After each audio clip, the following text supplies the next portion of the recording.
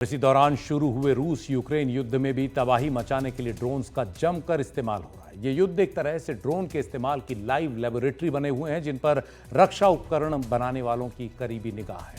ये कितने घातक साबित होते हैं, कहां कमजोर पड़ रहे हैं, सब कुछ दर्ज हो रहा है। रूस द्वारा हमले के शुरुआती हफ्तों में ही यूक्रेन की सेना ने बड़ी ही कामयाबी के साथ तुर्की में बने बैराक्टर यानी TB2 ड्रोन्स का इस्तेमाल किया। इनके जरिए कीव पर हमला करने वाले बख्तरबंद वाहनों को निशाना बनाया गया। यहां तक कि इस कामयाबी पर यूक्रेन में एक गीत बन गया जो यूट्यूब पर बड़ा चर्चित हुआ। Байрактар, Байрактар.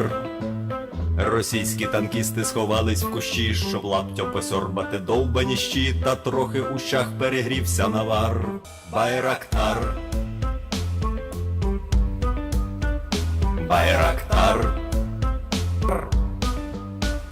Байрактар. Байрактар. Примар.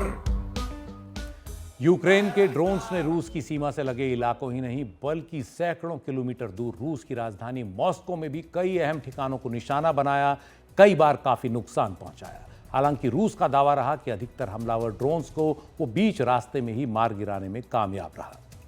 यूक्रेन ने UJ-22 और UJ-26 फिक्स्ड विंग ड्रोन्स का भी विकास किया है, जो 800 किलोमीटर दूर तक दुश्मन पर मार कर सकते हैं।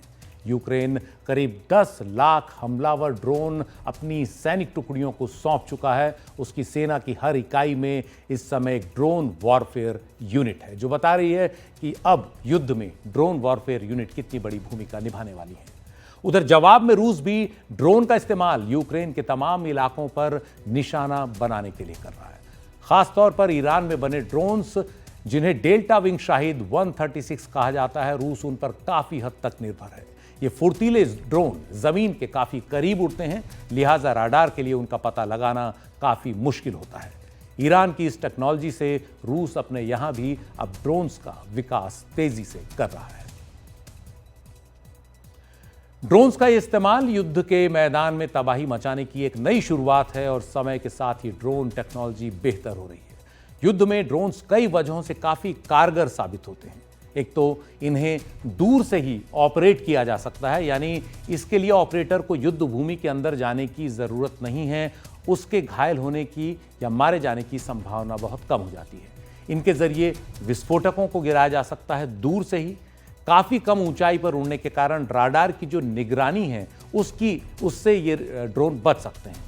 दुश्मन के इलाके की टोह इनसे ली जा सकती है। छोटे होने के कारण ये काफी फुर्तीले होते हैं और एक छोटी सी टीम कई ड्रोन्स का एक साथ दुश्मन के खिलाफ इस्तेमाल कर सकती है। और सबसे बड़ी बात कि इनकी लागत पारंपरिक जो हथियार हैं उनके मुकाबले काफी कम आती है। और ऊपर से आर्टिफिशियल इंटेलिजेंस इन ड्रोन्स को और घातक बना रहा है। आर्टिफिशियल इंटेलिजेंस जो है, एक कहते हैं कृत्रिम इंटेलिजेंस जो दी जाती है, वो कोई भी डिसीजन मेकिंग में बहुत ही तत्परता लाती है और डिसीजन लेने में हमें सहायता करती है।